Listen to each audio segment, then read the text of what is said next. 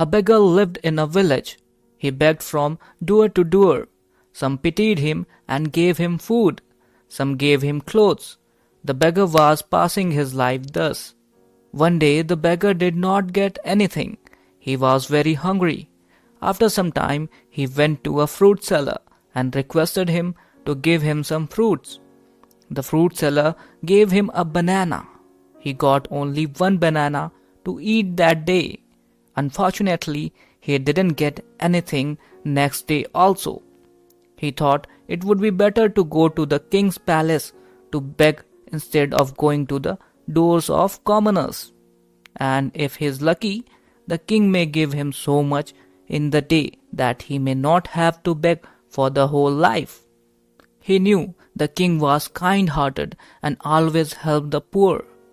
The beggar thought that this idea should have struck his mind earlier. This idea seemed so euphoric that now the beggar was surprised why he had been begging all along before the common people.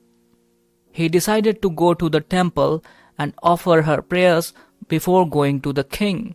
He reached the temple, but guided by his natural instincts, he automatically joined the line of beggars sitting at the gate of the temple.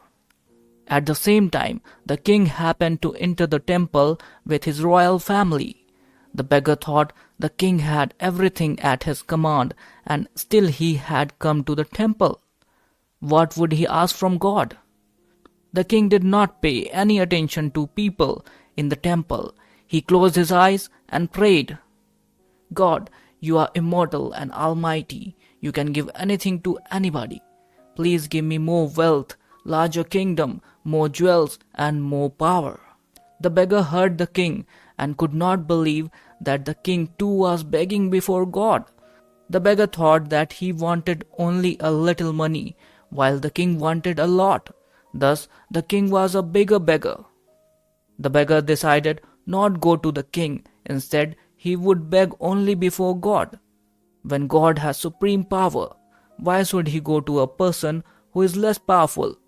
The beggar closed his eyes and prayed to God to give him a little money so that he could start his own business. Just then a rich man entered the temple.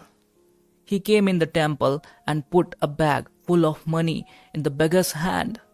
The beggar thanked God for fulfill his wish and went away from there. He started a little business. His life improved. He was satisfied with his life and prayed to God daily.